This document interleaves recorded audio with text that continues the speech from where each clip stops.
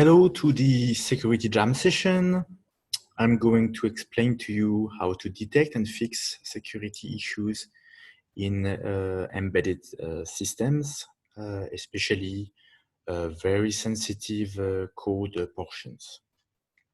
This presentation is one output of the TeamPlay project, which is a H2020 project number 779882. I'm Sylvain Guillet. I'm very glad to do this presentation for you. I'm the CTO of SecurIC, a French company which is offering security solution for embedded systems. I also hold a couple of academic positions at Télécom Paris, INS, and Chinese Academy of Sciences. I'm an expert in standardization for the cybersecurity of information systems and also in the automotive world with participation to the BNA in France and also the TR68 in Singapore. TeamPlay is a European project which aims to deliver a toolbox for managing some non-functional properties of algorithms like the time, the energy, and the security. There are a couple of partners. You can see here the list. SecurIC is very glad to be one of the members, actually expert in embedded cyber security. And this is actually the aspect I will be developing in the next slides. This is just to illustrate how the three properties, time, energy, and security, are integrated together in a system. Just to give an example, the more security, usually the more countermeasures we will need to implement against attackers. So this means that the code will be taking more time to execute and also drawing more power from the battery. Okay, but why is security important? Just because we want to protect information and also some properties like privacy. Okay, so you recall all the efforts which were paid actually on the social tracking systems which are used today during this COVID-19 crisis we all experience. So what do we need to protect specifically? The confidentiality of your information. You don't want anyone to know what you're doing. The integrity of the information. So when something is disclosed, is it actually some information which is trustworthy? Is it the genuine information? And authenticity. Is this information related to me? Okay. To address that, actually, obviously there were some engineering and scientific challenges, but everything was integrated into some use case. So at SecurIC, we worked with partners just to list a couple of use cases where security is a premium. There is a drone use case by the Skywatch company. There is also a camera peel. Of course, here the information which is taken, which is actually some video from within the body, are especially sensitive. And we have also another use case of a Linux platform which embeds a root of trust. Okay, and which can typically manage secure boot applications, for instance. For all those applications, we need channel authentication with algorithms such as RSA and ECDSA, which are asymmetric algorithms. And they use a secret key, namely a secret exponent or a secret scalar in the case of ECDSA. Right? We need also to protect the data with encryption primitives like AES, present. Okay, and what is especially sensitive in those algorithms are the substitution boxes, the S over there, which consist in looking for some address which depend on the key in a table. Okay, we will see how this operation can be prone to attacks. So more information can be found in the deliverable 4.3 of TeamPlay. In the rest of the presentation, all the information printed in red, like the last line at the bottom of this slide, are actually the deliverables for which SecureIC contributed, and also the publications which were accepted and presented by SecureIC. Okay, so let me first of all give the big picture. The attacker can be active, but also passive, okay? Because the kind of attacks we consider are attacks at the implementation level. Here I quote a few of them, like SPA, DPA, which are power analysis, simple or dynamic power analysis, okay? Differential power analysis. I give here the references. You can see that they date back from more than 20 years ago, okay? So they are well known so far. And so initially, they were covered by some countermeasure at a very low level, actually in assembly.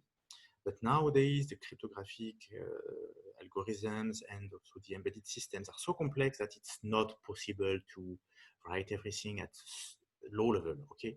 So this is why we have also the y-axis with a compiler, and actually we want to check for the vulnerability to those attacks at the source code level, and also verify that those countermeasures are maintained through the compilation flow.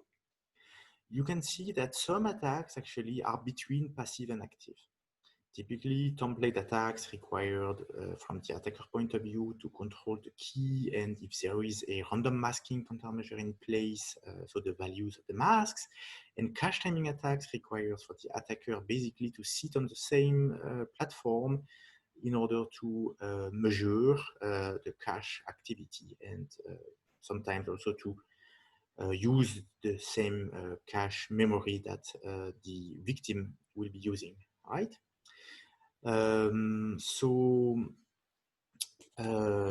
Obviously, active attacks are more likely to be detected because they consist in changing the instructions or the data. All right.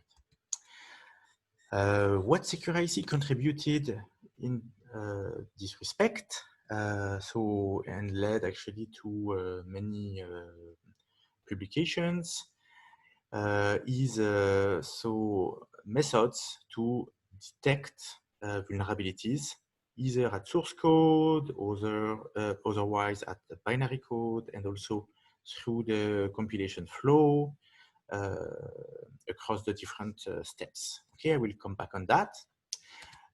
Something else I'd like to stress is that most of the countermeasures which are in place at the source code will be weakened while the code is compiled. Why is that? Because most of the countermeasures will consist in adding some redundancy or some ineffective randomness from the output point of view. Okay, it's only randomization of intermediate computations. Okay, and an intelligent compiler can reschedule the things, can also simplify the logic, and this will either actually clear parts of the countermeasure or even completely wipe it out.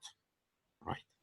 Also notice that there is a gap between today's state of the art in the countermeasure against, let's say, passive countermeasures where the attacker is listening to a side channel, okay, a leakage, and active countermeasures where the attacker is actually changing something in the system from a functional point of view. Okay.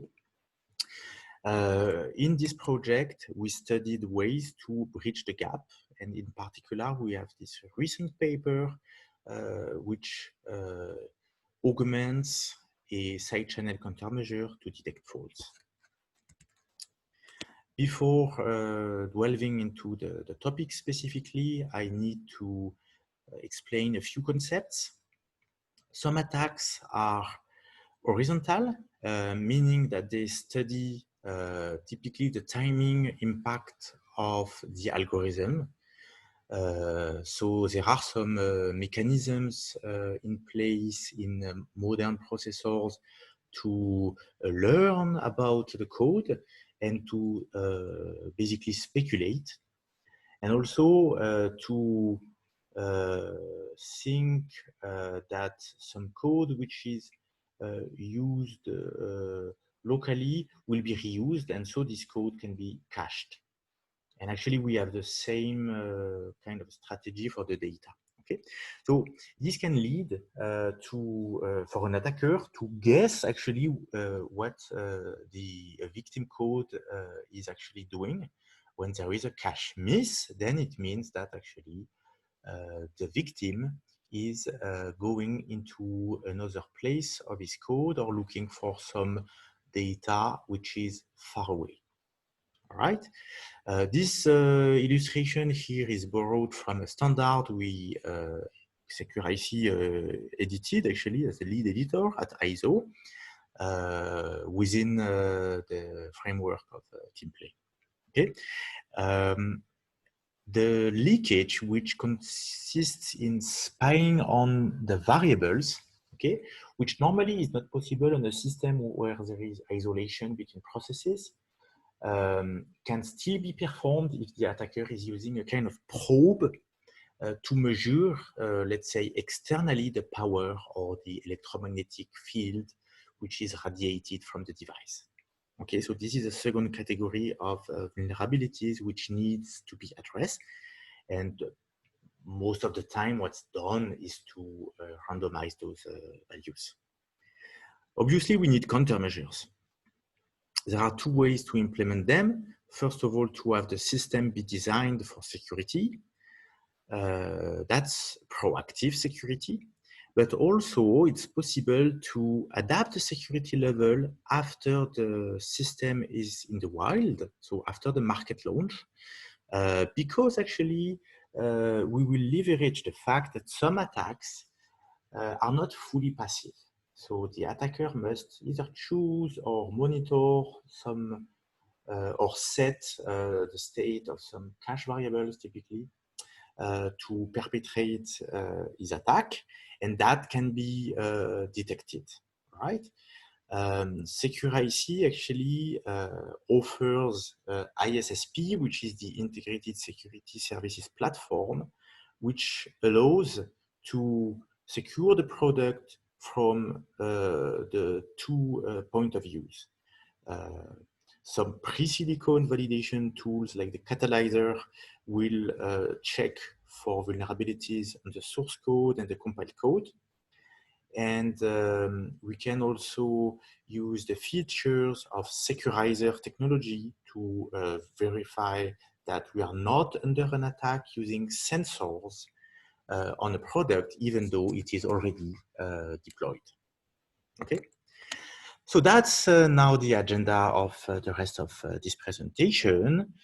First of all, security analysis, let's say the attacker point of view. And second point, the countermeasures, protections. Okay. And I will basically go through the two aspects I mentioned, horizontal, so control flow, data flow, which has a timing which depends on the sensitive variables. And then vertical security, meaning how to detect that we have a weakness in terms of an attacker measuring some value-related side channel analysis. Regarding the protection, as I mentioned, we will first study the countermeasures to get the system right, and then countermeasures to adapt to some situation after the system is operated in the field. Let's start by horizontal leakage. So here I provide with an example of a multiplication with big numbers as it is typically used for RSA. Okay, so I recall here the papers we produced on this topic, and again in red, the one which is specifically within the scope of team play. Okay, and what we can see here is that for this modular operation multiplication to work, there is at line 4 of algorithm 2.1 a reduction which is performed only if a given condition is satisfied. So this code at line 4 might be executed or not, okay?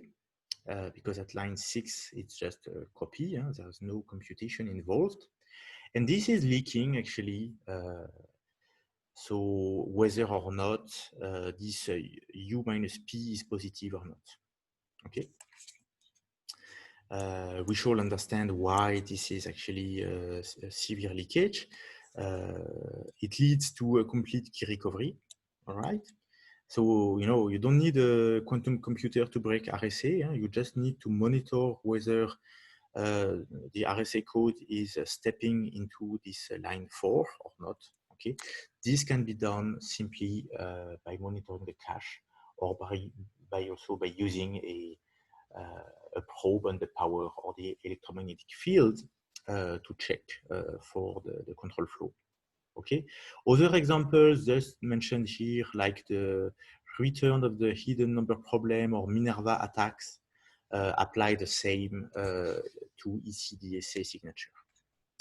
So some concrete examples for the key recovery on AES, you can see, as I mentioned earlier, the S-box is using an index by the key, whether or not let's say the S-box does not fit completely in the cache. So whether or not this part of the S-box is in the cache or not, there will be a cache miss or a cache hit, and those can be observed. It works even for those implementations which are masked. So this means that a random value M is drawn, so uniformly distributed, and it is used to obfuscate, or to mask. You see this XOR M at the output of the S-box. And so the attack will also work because, there are multiple usages of the S-box. And so for 2 different bytes of the state, like in AES, we have 16 bytes, we can detect a collision. So we don't care whether we know or not the mask M. Actually, we don't really care. And we will get equations like, so if there is such collision, then we know that the difference between K1 and K2 is the same as the difference between the plain text X1 and X2, okay? So how to detect automatically such leakages? So from the data flow point of view, lookup table, okay, and the conditional if, then else, we can use static analysis.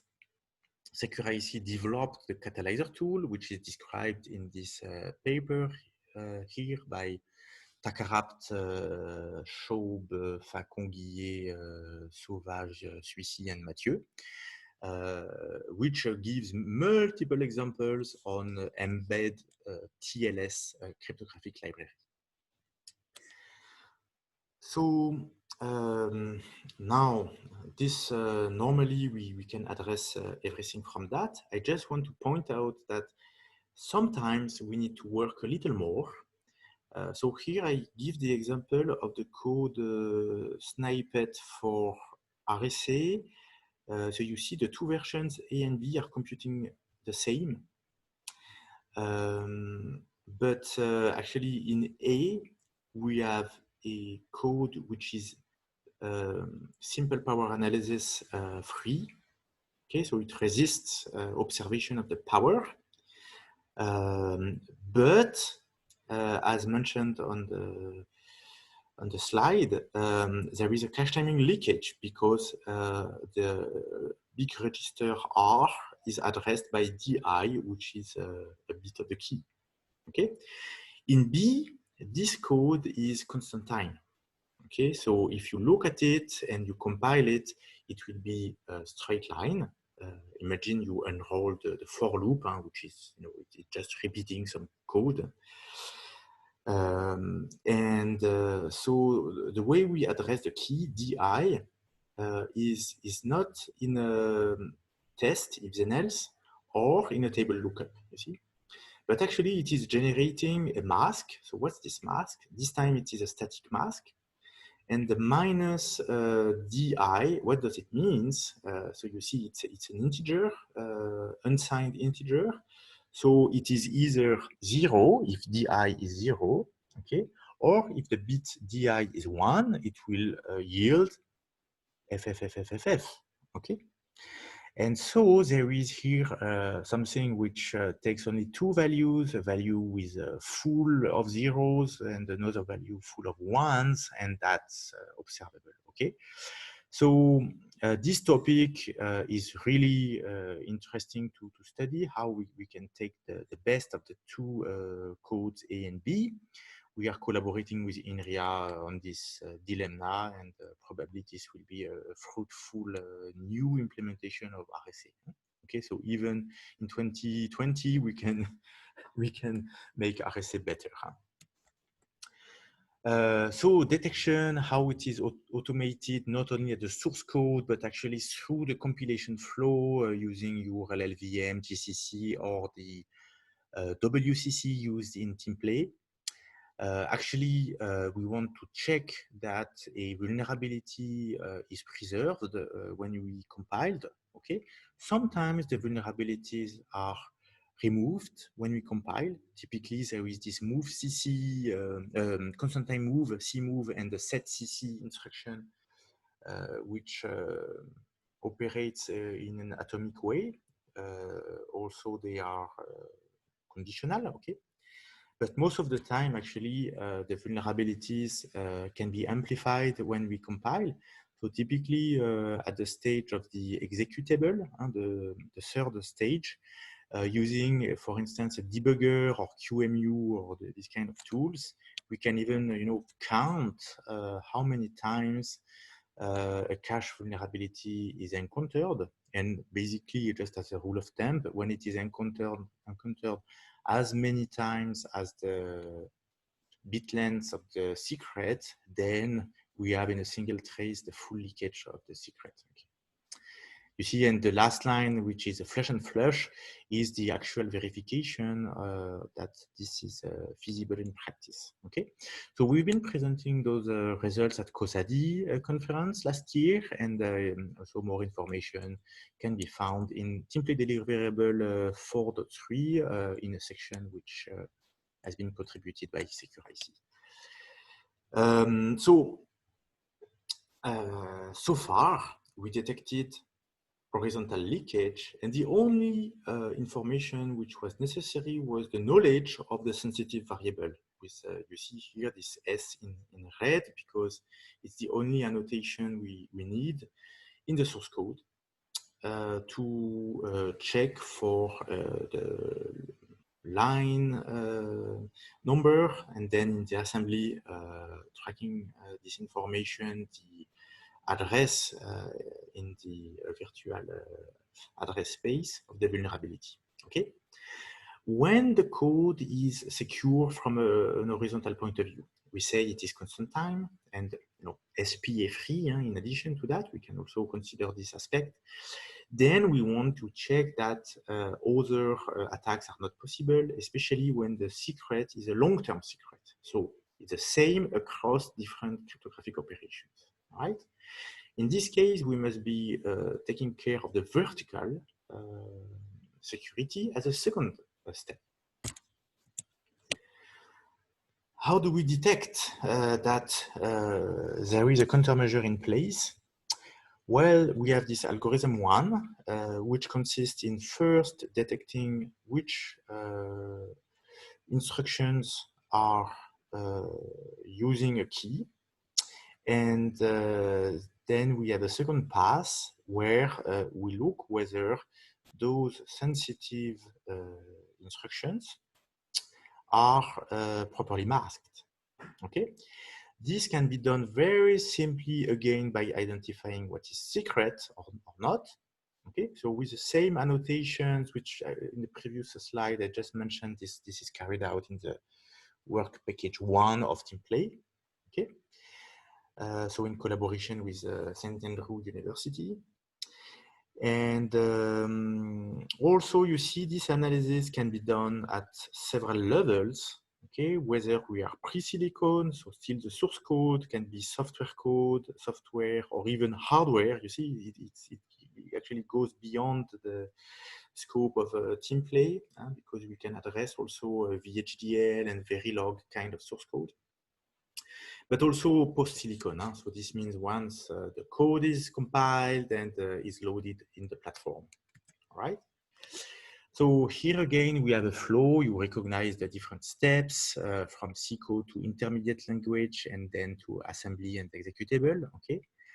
And here actually we do two things. We do static analysis to check whether the random masking of the sensitive variables is done properly, and maybe not only at order 1, but at several orders, okay?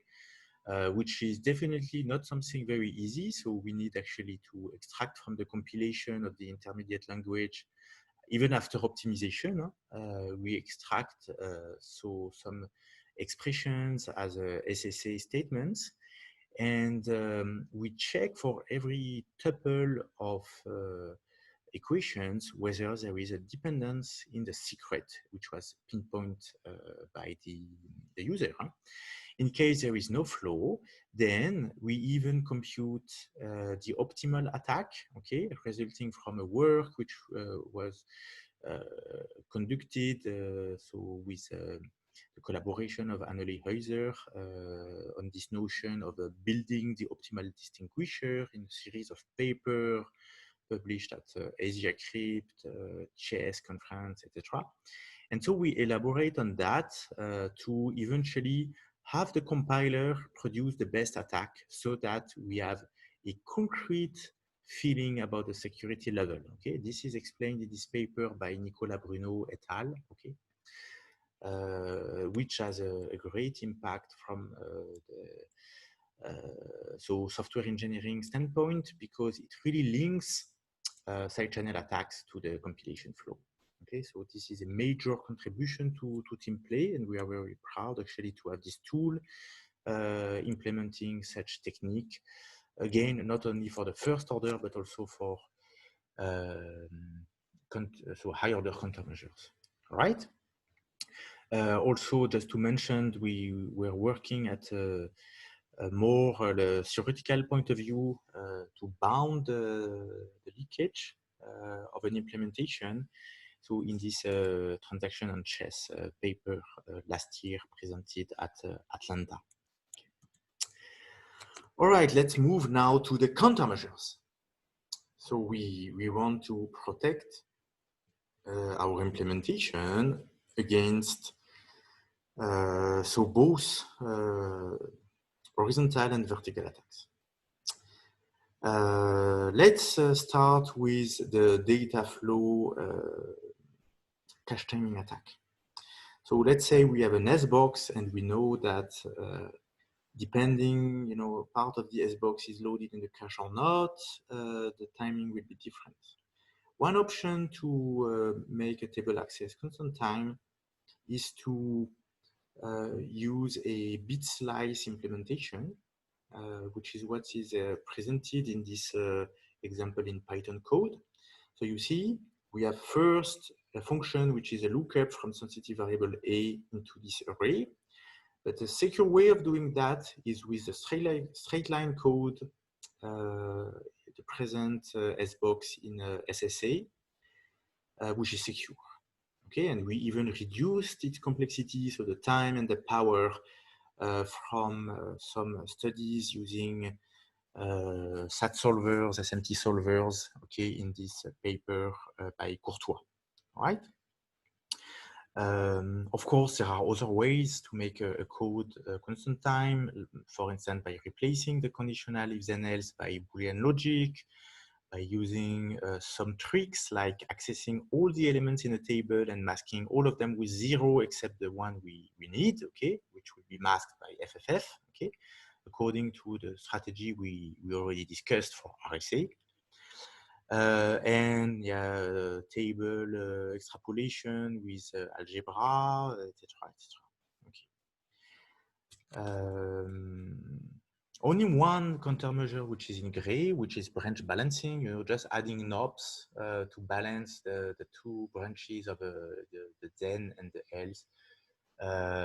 Well, simply doesn't work, except on very low-end microcontrollers. Why is that? Because actually, the compiler might even skip the knobs or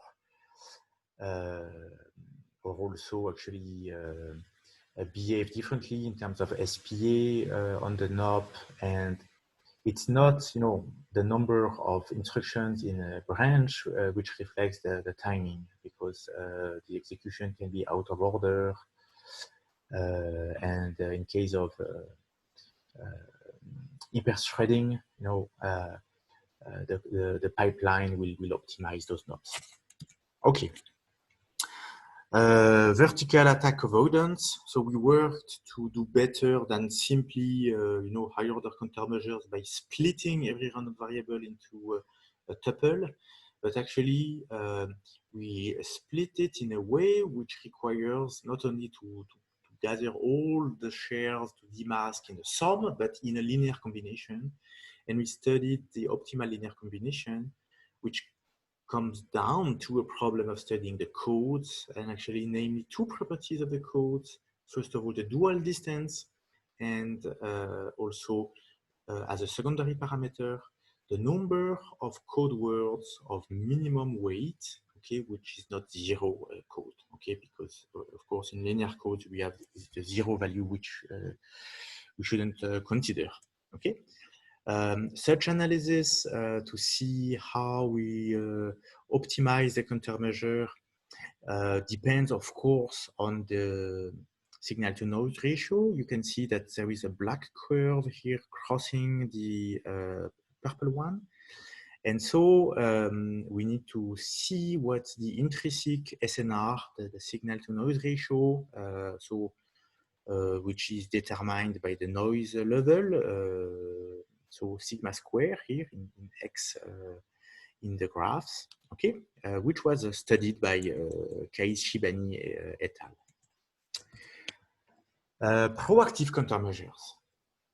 Okay, this is another aspect which concerns now something which is between so side channel and false, and that's related to the ability from the user point of view to set the voltage and the frequency of the chip.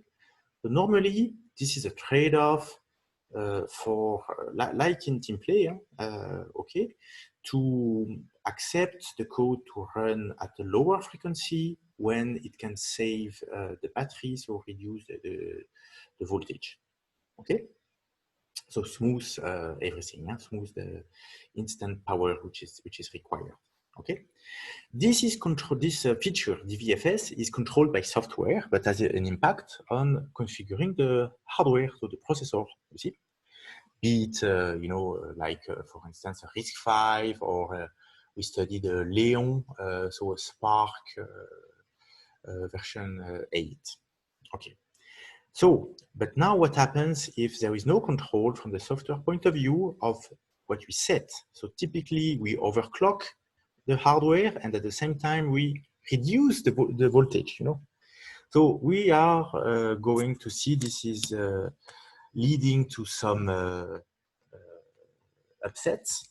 Typically, you have this flip-flop where a given value, say 0, is sampled. Then it goes through some what we call a combinational logic. cryptographic computation, okay, like addition, like XOR, etc., lookup table, etc. And then it is sampled in another flip-flop. But if the clock is too fast, the flip-flop will not latch a 0, but will actually latch the former value, which in this case happened to be a 1. Okay, hence we have a violation. Okay, and this is not good, because if I can do a fault in cryptography, there are very powerful attacks known as differential fault analysis, which allows to recover the key. So this should be the control of the DVFS should be done in a secure area, but actually it is not. Or when it is, the verification that we have the correct access or not to do this verification will be done too late. I mean, after the fault is actually injected in the system. Okay. So there are many other sibling attacks, typically Plunder Vault, Vault Jockey, Vault Pawn, etc., which were published. Here I provide with a list of the papers. Even there were CVEs which were published on major processor vendors like Intel, ARM, etc. Okay.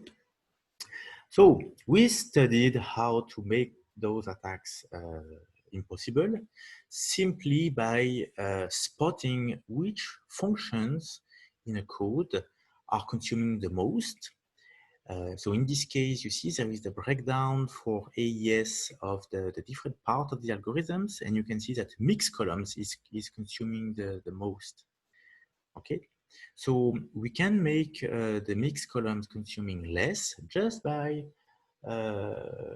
playing at the code and the compilation constraints. Okay, this analysis was performed with a collaboration with Absinthe, a German company which is delivering a static analysis tool for code analysis. So this diagram here is produced by the energy analyzer from Absinthe. Now something which is definitely extremely innovative in the TeamPlay project is the reactive countermeasures. So what's that?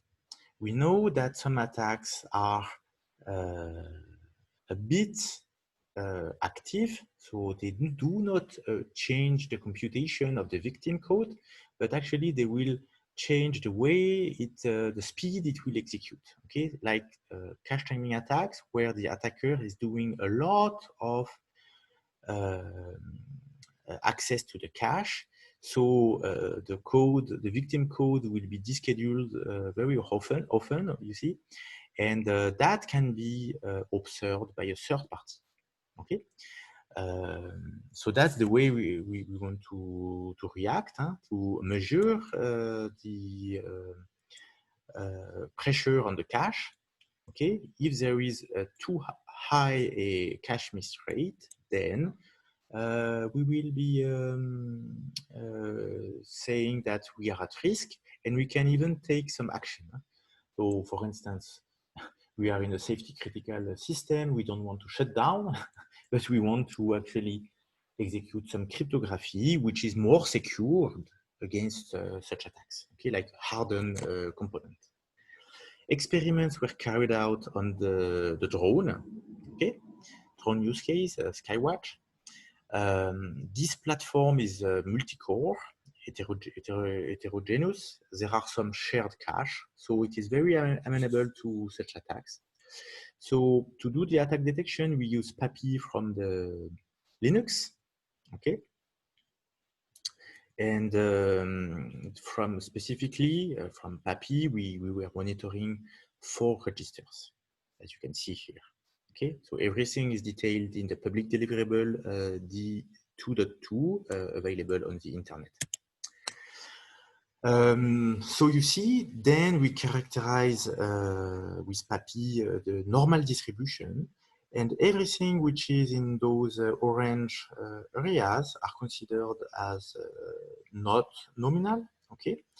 And in this case, we say we have something wrong, okay? It's an outlier detection. And so we inform the kernel about that, and so we can implement some countermeasure. All right, so we can do selection of appropriate component version at runtime.